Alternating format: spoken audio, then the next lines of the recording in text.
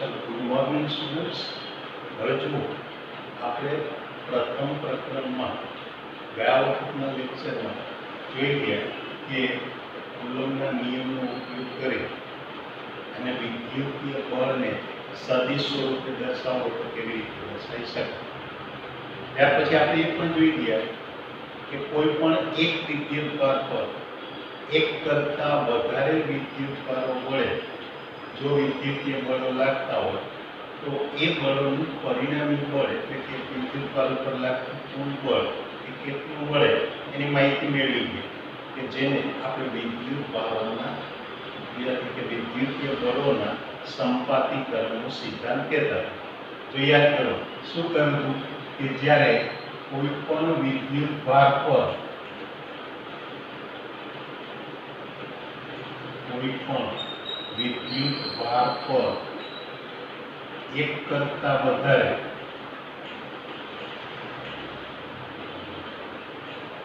विद्युत भारो वडे विद्युतीय बळ लागता होय तो ए विद्युत भार पर लागતું કુલ બળ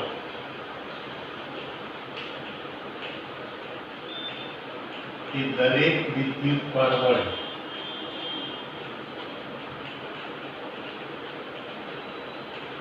લાગતા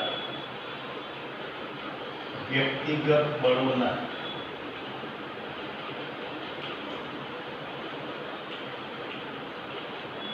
સદિશ સરવાળા જેટલું હોય।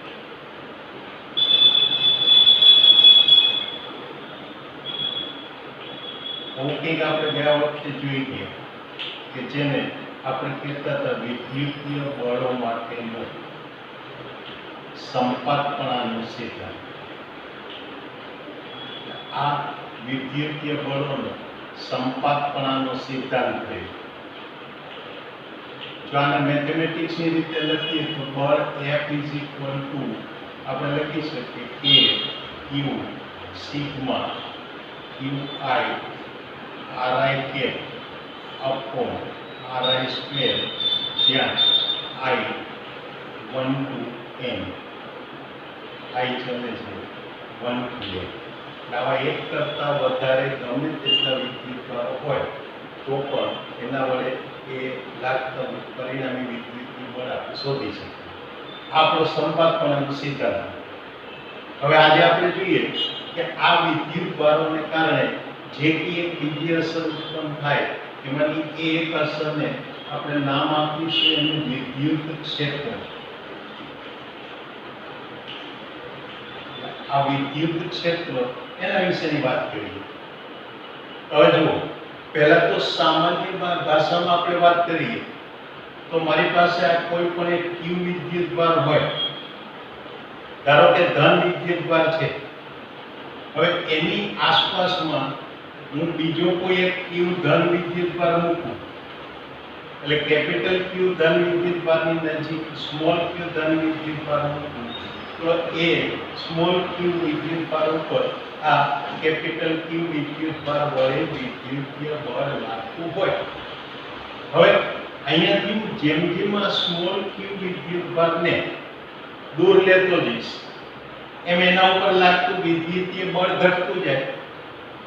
આપણે જોઈ ગયા કે જે વિદ્યુતીય બળ છે એ તો ગુરુઅંતરીય બળ છે અને ગુરુઅંતરીય બળ છે માટે વિદ્યુતભાર એકબીજાથી ગમે તેટલા દૂર હોય તો પણ એકબીજા પર આવું વિદ્યુતીય બળ લગાડતા હોય છતાં પણ આપણે એક પરિસ્થિતિ શું જોવા મળે કે આ અમુક અંતર સુધી એ સ્મોલ Q વિદ્યુતભાર ઉપર આ કેપિટલ Q વિદ્યુતભારને કારણે लागता बळनी आपणे असर थती जोवा मळे। जो ए अंतरथी वधारे अंतर पर गया तो ए बळ असरकारक नथी। एनो अर्थ ए के आटला विस्तारमां आ जे बळ छे ए असरकारक छे, જ્યારે એની બહારના વિસ્તારમાં જઈએ તેની અસરકારકતા આપણને પૂરતી મળતી નથી। તો આવો આ જે અંતર છે એ અંતર તો મને આ કેપિટલ ક્યુ વિદ્યુતભારની આસપાસના બધા જ વિસ્તારમાં મળે, એટલે કે મને એક આ ક્યુ ની આસપાસનો એવો વિસ્તાર મળે કે જે વિસ્તારમાં બીજો સ્મોલ ક્યુ વિદ્યુતભાર ઉપર કંઈક વિદ્યુતીય બળ લાગતું હોય.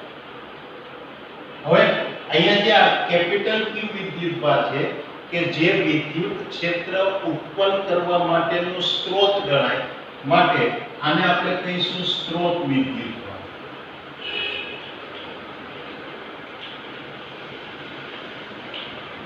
તો જે સ્મોલ ક્યુ વિદ્યુતભાર છે એ એના વિદ્યુત ક્ષેત્રની અસરને ચકાસે છે અને ચકાસણી કરે છે, માટે એને કહીશું પરીક્ષણ વિદ્યુતભાર.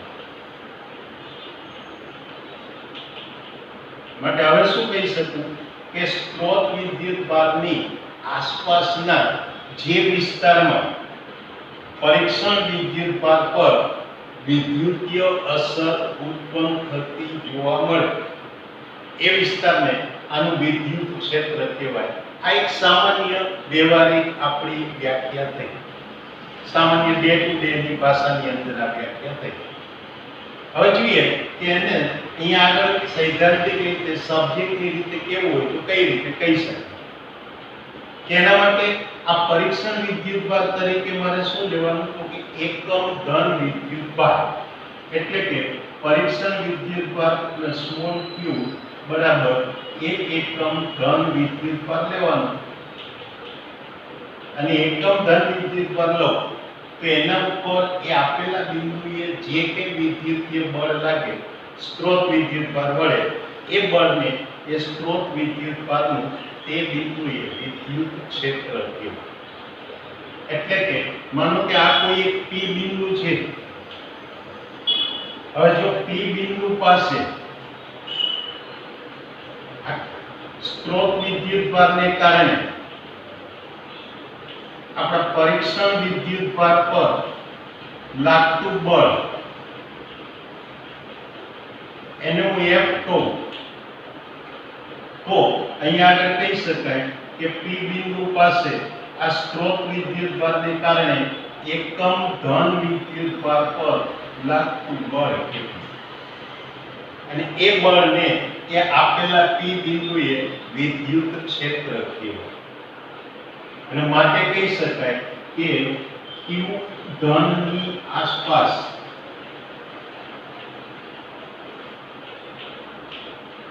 P બિંદુએ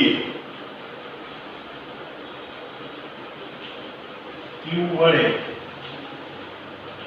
લાગતું વિદ્યુત ક્ષેત્ર અથવા મળતું વિદ્યુત ક્ષેત્ર, એને જો હું E વડે દર્શાવું તો એ આપણને F/Q જેટલું મળે. હવે જો આમાં F ની કિંમત મૂકું તો આનો અર્થ એ કે E બરાબર F એટલે K Q R² into Q. અને માટે શું કહેવાય કે આ સ્ત્રોત વિદ્યુતભારથી R અંતરે મને જે વિદ્યુત ક્ષેત્ર મળે એ વિદ્યુત ક્ષેત્રનું મૂલ્ય કેટલું થાય KQ R² જેટલું થાય.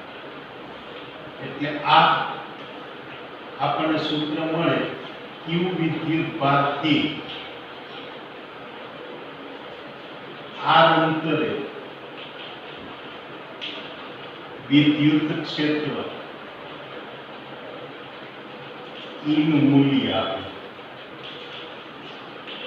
એટલે આ રીતે આ કોઈ પણ વિદ્યુતભારથી આપણને અમુક અંતરે કે કોઈ પણ અંતરે આ વિદ્યુત ક્ષેત્રની કિંમત મળી શકે. હવે આપણે એક વસ્તુને અહીંયા આગળ સદિશ સ્વરૂપે જોવાની, પરિણામે આપણે કહી શકીએ કે બિંદુવત વિદ્યુતભારને કારણે, એટલે હવે બિંદુવત વિદ્યુતભાર એને કારણે વિદ્યુત ક્ષેત્રનું સૂત્ર. તો બિંદુવત વિદ્યુતભારને કારણે હું જો વિદ્યુત ક્ષેત્ર શોધું તે મને કઈ રીતે મળે, તેના માટે હું એમ કહી શકું કે આ આપણી યામ પદ્ધતિ x y આ zx આ એનું ઉગમ બિંદુ. આપણી સરળતા માટે કેપિટલ Q ધન વિદ્યુત ભાર એ આપણે અહીંયા ઉગમ બિંદુ પર મૂકીએ. પરિણામે કોઈ પણ બિંદુ P એનો ઉગમ બિંદુને અનુલક્ષીને સ્થાન સદિશ મને મળે સદિશ R. તો હવે હું શું કહી શકું કે આ P બિંદુએ Q ધન વિદ્યુત ભાર પર લાગતું બળ, તો કે બળ F અહીંયા લખી શકું K Q upon R² into R cap, જ્યાં R cap એટલે આ P ઉપરના વિદ્યુતીય બળની જે દિશા દર્શાવે, એટલે કે આ સદિશ R ની દિશાનો એકમ સદિશ દર્શાવે એમ કહી શકાય. હવે માટે અહીંયા P બિંદુ એ વિદ્યુત ક્ષેત્ર, એટલે માટે આ P બિંદુએ વિદ્યુત ક્ષેત્ર શોધવું, તો વિદ્યુત ક્ષેત્ર E બરાબર હું શું લખી શકું F upon Q, એટલે કે વિદ્યુત ક્ષેત્ર E બરાબર A Q upon R² into R cap. એટલે આ કોઈ પણ બિંદુએ આપણને વિદ્યુત ક્ષેત્ર મળે. આવા વિદ્યુત ક્ષેત્ર માટે જો આપણે એની કઈ જુદી જુદી લાક્ષણિકતાઓ જોઈએ, તો આ વિદ્યુત ક્ષેત્રની આપણને કઈક લાક્ષણિકતાઓ મળે.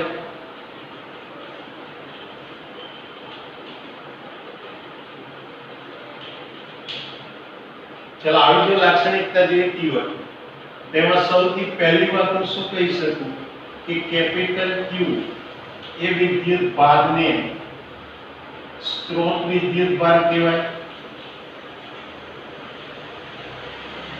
જ્યારે સ્મોલ q વિદ્યુત ભાર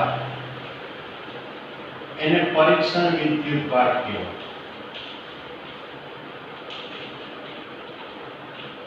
કારણ કે અહીંયા બળ લગાડવા માટે આપણે મોટો વિદ્યુત ભાર q લીધો છે, એ વિદ્યુત ભાર પોતે વિદ્યુત અસર ઉત્પન્ન કરે છે, જ્યારે સ્મોલ q ને તો આપણે અસરની ચકાસણી કરવા માટે લીધો છે, અને માટે જે અસર ઉત્પન્ન કરનાર છે એને આપણે સ્ત્રોત કહીશું, અને જે અસરની ચકાસણી કરનાર છે એને પરીક્ષણ વિદ્યુત ભાર કહીશું. તો અહીંયા આપણે બીજી એક વસ્તુ એ પણ જોવાની કે પરીક્ષણ વિદ્યુત ભાર એ શક્ય તેટલો નાનો લેવાનો, એટલે કે નાના મૂલ્યનો લેવાનો, કે જેથી કરીને એ પરીક્ષણ વિદ્યુત ભારની હાજરીને કારણે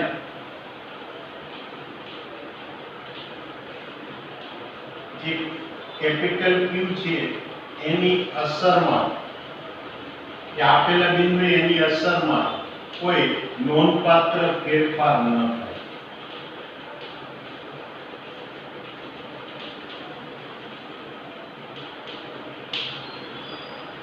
જો આને મારે સમજવું હોય તો કેવી રીતે સમજી શકાય કે દાખલા તરીકે હું આ સ્ત્રોત વિદ્યુત ભાર 1 ના બદલે 1 કરતા વધારે લઉં.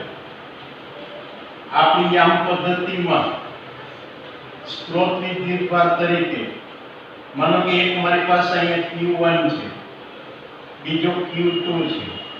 હવે આ કોઈ બિંદુ P, હવે જુઓ Q1 અને Q2 વચ્ચે તો વિદ્યુતીય બળ લાગતું જ હશે.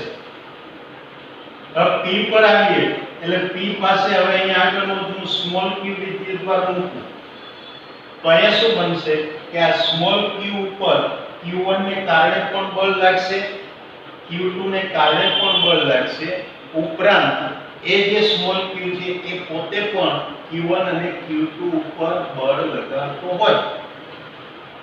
હવે જો એ બળ લગાડતો હોય તો એને કારણે એક પરિસ્થિતિ એવી પણ થઈ શકે કે જો સ્મોલ q ની કિંમત એ કેપિટલ Q ના પ્રમાણમાં ઘણી નાની ના હોય, અવગણી એટલી નાની ના હોય, તો પરિસ્થિતિ એ થાય કે આ સ્મોલ q ની ગેરહાજરીમાં P બિંદુ પાસે મને કે જે વિદ્યુતીય અસર મળતી હતી કેપિટલ Q1 અને Q2 ને કારણે, એના કરતા અત્યારે અસર જુદી મળે. એટલે એ અસર બદલાય નહીં એ પ્રકારનો એ સ્મોલ q એટલે કે પરીક્ષણ વિદ્યુતભાર હોવો જોઈએ. અને માટે કહી શકાય કે આ q એનું જે લક્ષ્ય છે એટલે કે લિમિટ q ટેન્ડ્સ ટુ 0 લેવું પડે. અહીંયા આપણે ખબર છે કે આપણને લિમિટ q ટેન્ડ્સ ટુ 0 લઈએ એટલે q ની નાનામાં નાની કિંમત લેવા જઈએ તો જે સ્વતંત્ર અવસ્થામાં q ની નાનામાં નાની કિંમત મળે એ ઇલેક્ટ્રોન કે પ્રોટોનનો વિદ્યુતભાર મળે 1.6 × 10⁻19 કુલમ્બ. પણ એ ઇલેક્ટ્રોન કે પ્રોટોનને એક ઇલેક્ટ્રોન કે એક પ્રોટોનને સ્વતંત્ર રીતે અહીંયા લાવી અને ક્ષેત્રની ચકાસણી કરવી એ આપણા માટે પ્રેક્ટિકલી શક્ય હોતું નથી. અને પરિણામે અહીંયા આગળ આ q જે છે ઇક્વલ ટુ 1 એકમ લેવામાં આવે. કારણ કે જો 1 એકમ લેવામાં આવે તો જે પ્રમાણે q ની કિંમત બદલાતી એ પ્રમાણે બળ F ની કિંમત પણ બદલાતી હોય. એટલે q નાનું હોય તો એને એકમ લઈએ તો એકમ લેવાથી આપણે જે અહીંયા આગળ ગુણોત્તર જોઈ ગયા કે q ને કારણે q પર લાગતું બળ જો F હોય તો એકમ ઉપર લાગતું બળ એટલે F/q. તો એ રીતે અહીં એકમ લેવામાં આવે તો માટે કહી શકાય કે આ વિદ્યુત ક્ષેત્ર એ આ બળ અને ગુણોત્તર વિદ્યુતભાર q, વિદ્યુતીય બળ અને પરીક્ષણ વિદ્યુતભાર q એ બંનેના ગુણોત્તર જેટલો મળે અને આ ગુણોત્તર એ અચળ જળવાતો હોય. એટલે આપેલ બિંદુએ આ ગુણોત્તર અચળ હોય. પરિણામે અહીંયા આગળ વ્યાખ્યામાં આપણે પરીક્ષણ વિદ્યુતભાર તરીકે એકમ ધન વિદ્યુતભાર લેતા હોઈએ છીએ. તો આ વિદ્યુત ક્ષેત્રની લાક્ષણિકતાની એક બીજી વાત છે. તો ત્યાર પછી ત્રીજી વસ્તુ કે અહીંયા આગળ હું આમ કહી શકું કે આ કોઈ પણ બિંદુએ આપેલા કોઈ પણ બિંદુએ એક વખત વિદ્યુત ક્ષેત્ર જાણી લેવામાં આવે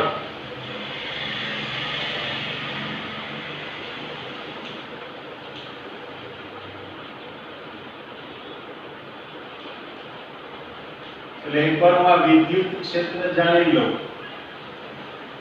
તો પછી તંત્રના સ્ત્રોત વિદ્યુતભારો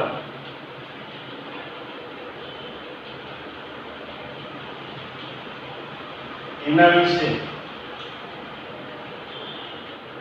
જાણવાની જરૂર પડતી નથી.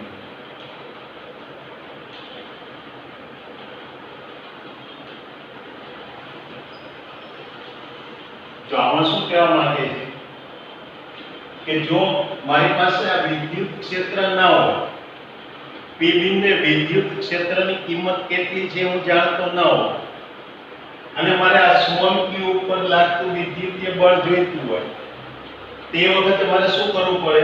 એક તો q1 ને કારણે બળ કેટલું લાગશે એ જોવું પડે, q2 ને કારણે કેટલું બળ લાગશે એ પણ જોવું પડે. આ ઉપરાંત પણ જો બીજા બધા વિદ્યુતભારો અહીંયા આગળ સ્ત્રોત વિદ્યુતભાર તરીકે હાજર હોય તે દરેકને કારણે આ P બિંદુએ એકમ ધન વિદ્યુતભાર ઉપર એટલે કે સ્મોલ q ઉપર લાગતું બળ મારે શોધવું પડે. અને એ બધા બળો શોધીને પછી સંપાતપણાના સિદ્ધાંતનો ઉપયોગ કરું તો હું આ P બિંદુ પાસે એકમ ધન વિદ્યુતભાર ઉપરનું બળની ગણતરી કરી શકું, એટલે કે વિદ્યુત ક્ષેત્રની ગણતરી કરી શકું. એટલે જો એક વખત મેં વિદ્યુત ક્ષેત્ર શોધેલું ના હોય તો બીજા કોઈ પણ વિદ્યુતભારો માટે q ની કિંમત બદલાતી જાય તો એ દરેક વખતે મારે ત્યાં આગળ બધા જ સ્ત્રોત વિદ્યુતભારોની ગણતરી ધ્યાનમાં લેવી પડે. આના બદલે જો એક વખત મારી પાસે અહીંયા વિદ્યુત ક્ષેત્રની માહિતી મળી ગઈ તો માત્ર એક સામાન્ય પેલા ત્રિરાશી મૂકી પદ મૂકી અને બીજા કોઈ પણ વિદ્યુતભાર ઉપર બળ શોધી શકું. દાખલા તરીકે હું આમ કહી શકું કે જો વિદ્યુત ક્ષેત્ર કોઈ પણ બિંદુએ વિદ્યુત ક્ષેત્ર E હોય તો આ કોઈ q વિદ્યુતભાર પર તે બિંદુએ લાગતું વિદ્યુતીય બળ. તો આ વિદ્યુતીય બળ શોધવા જાઉં તે વિદ્યુતીય બળ F q × E લખી શકાય. એટલે હવે એક વખત જો મારી પાસે અહીંયા આપેલા બિંદુએ વિદ્યુત ક્ષેત્રની માહિતી મળી ગઈ તો બીજા કોઈ પણ વિદ્યુતભાર ઉપર એ બિંદુએ કેટલું બળ લાગશે એ હું પહેલેથી અનુમાન કરી શકું, પ્રિડિક્શન કરી શકું. એના માટે હવે સ્ત્રોત કોણ હતું એ મારે જોવાની જરૂર ના. એટલે આ રીતે અહીંયા આગળ આપણે કહી શકીએ કે કોઈ પણ બિંદુએ એક વખત વિદ્યુત ક્ષેત્ર જાણી લેવામાં આવે તો પછી એ તંત્રના સ્ત્રોત વિદ્યુતભારો માટે આપણે કંઈ જાણવાની જરૂર રહેતી નથી. આ ઉપરાંત જોઈએ તો વિદ્યુત ક્ષેત્રની દિશા. ચલા વિદ્યુત ક્ષેત્રની દિશા વિશે વિચારીએ તો અહીંયા કહી શકાય કે જો આ q વિદ્યુતભાર ધન હોય તો વિદ્યુત ક્ષેત્ર એને કારણે જે મળતું વિદ્યુત ક્ષેત્ર છે એ q થી દૂર તરફ એટલે કે ત્રિજ્યાવર્તી પણ દૂર તરફ જતું. આનો અર્થ એ કે આ q વિદ્યુતભાર અહીંયા છે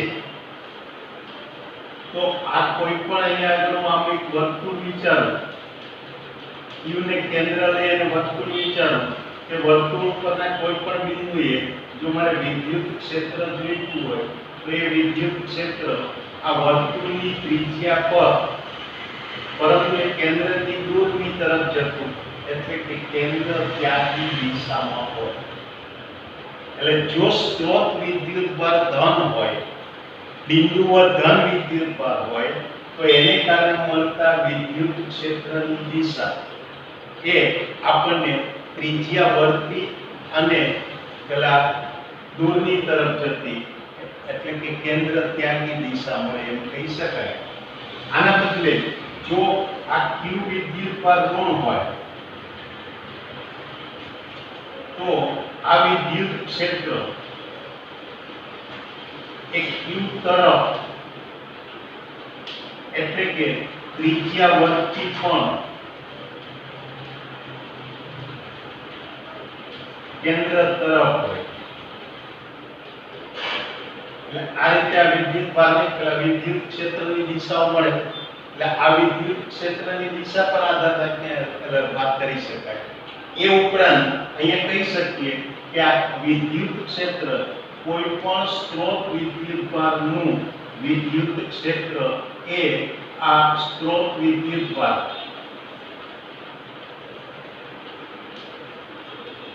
q થી એ આપેલા બિંદુના અંતર પર આધારિત છે. જેમ જેમ એ અંતર બદલાતું જાય એમ એ વિદ્યુત ક્ષેત્રની ત્યાં કિંમત બદલાતી જાય. ભલે આપણે બિંદુવત વિદ્યુતભાર હોય અને એની ત્રિજ્યા ઉપર આપણે કેન્દ્રથી દૂર જતા જઈએ, દિશા ભલે નહીં બદલાય પણ એના મૂલ્યમાં તો ફેરફાર થતો જવાનો. અને સદિશ રાશિમાં તો દિશા બદલાય તો પણ એ કિંમત બદલાય, સદિશ બદલાયો કહેવાય, અને મૂલ્ય બદલાય તો પણ એ સદિશ બદલાયો કહેવાય. એટલે આ રીતે આ જે અસર છે એ ત્યાં અંતર ઉપર આધારિત છે એમ કહી શકાય. અને જો એ વિદ્યુત ક્ષેત્ર અંતર પર આધારિત છે તો હવે હું શું કહી શકું કે માટે આ q થી સમાન અંતરે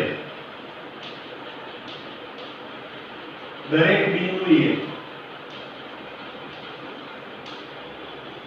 એ વિદ્યુત ક્ષેત્રનું મૂલ્ય એટલે કે E સમાન હોય.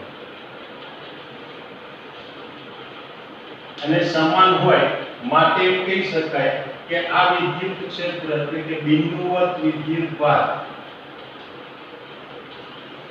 એ બિંદુવત વિદ્યુતભાર એનું વિદ્યુત ક્ષેત્ર એ ગોળીય સમમિતિ ધરાવે, ગોળીય સમમિતિ ધરાવે છે એમ કહી શકાય. આ વિદ્યુત ક્ષેત્ર વિશેની આપણે વાત કરી. જો ફરીથી એક વખત અહીંયા ઝડપથી જોઈ જાઓ કે આપણે વિદ્યુત ક્ષેત્ર માટે શું કર્યું, તો એના માટે આપણે કહી શકીએ કે વિદ્યુત ક્ષેત્ર, તો એને એક સાદી ભાષામાં આપણે સમજૂતી માટે શું કહ્યું હતું કે આ કોઈ પણ વિદ્યુતભાર એની આસપાસના જે વિસ્તારમાં બીજા કોઈ ધન વિદ્યુતભાર એટલે કે એકમ ધન વિદ્યુતભાર પર કંઈક વિદ્યુતીય અસર ઉત્પન્ન થતી હોય એવા વિસ્તારને આપણે આ આપેલા વિદ્યુતભારનું વિદ્યુત ક્ષેત્ર કહ્યું. આમાં જે વિદ્યુતભાર વિદ્યુત ક્ષેત્રને ઉત્પન્ન કરે છે એને આપણે નામ આપીશું સ્ત્રોત વિદ્યુતભાર, અને જે વિદ્યુતભાર વડે હાજરીની ચકાસણી કરીએ છીએ એને કહીશું પરીક્ષણ વિદ્યુતભાર. પરીક્ષણ વિદ્યુતભાર તરીકે સામાન્ય રીતે આપણે શું લઈશું, એકમ ધન વિદ્યુતભાર. અને એકમ ધન વિદ્યુતભાર લેતા હો તો હવે કહી શકાય કે આ સ્ત્રોત વિદ્યુતભાર Q થી કોઈ પણ અંતરે આવેલા બિંદુ P પાસે એ Q ને કારણે આપણે સ્મોલ q ધન વિદ્યુતભાર ઉપર લાગતું બળ F હોય તો અહીંયા P બિંદુએ એ કેપિટલ Q ને કારણે એકમ ધન વિદ્યુતભાર ઉપર લાગતું બળ, અને એ બળ એ સાદી ગણિતિક ગણતરીથી આપણે શોધી શકીએ કે બળનું મૂલ્ય E = F/Q હોય. તો F ની કિંમત મૂકીએ તો અહીંયા કહી શકાય E નું મૂલ્ય kQ/r² × Q, અને માટે આ Q કેન્સલ થાય, અને માટે કહી શકાય કે કોઈ પણ બિંદુવત વિદ્યુતભારથી r અંતરે એને કારણે મળતા વિદ્યુત ક્ષેત્રનું મૂલ્ય એ kQ/r² હોય. હવે આ જ વસ્તુને અહીંયા આપણે સદિશ સ્વરૂપે જોઈએ કે જેની અંદર આપણે પેલા સ્ત્રોત વિદ્યુતભારને આપણે ક્યાં મૂકી દીધો, યામ પદ્ધતિના ઉગમ બિંદુ પર, અને P બિંદુ પાસે મારે વિદ્યુત ક્ષેત્ર જોઈતું હતું તો ત્યાં P બિંદુએ પહેલા તો સ્મોલ q વિદ્યુતભાર વડે લાગતું બળ શોધ્યું, એ બળ મળે પછી એ બળને હું સ્મોલ q વડે ભાગી નાખ્યું એટલે મને આ વિદ્યુત ક્ષેત્ર મળે. પણ આ વિદ્યુત ક્ષેત્ર સદિશ સ્વરૂપે છે એટલે સામેની બાજુએ મારે સદિશ બનાવવા માટે આ બળની એટલે કે ક્ષેત્રની દિશામાં એકમ સદિશ વડે એને પૂરવું પડે. કારણ કે જો આ એકમ સદિશ વડે ગુણાકાર ન લો તો આ માત્ર અદિશ રાશિ છે, અને એ રીતે હું સદિશ અને અદિશને બંનેને બરાબર લખી શકતો નથી.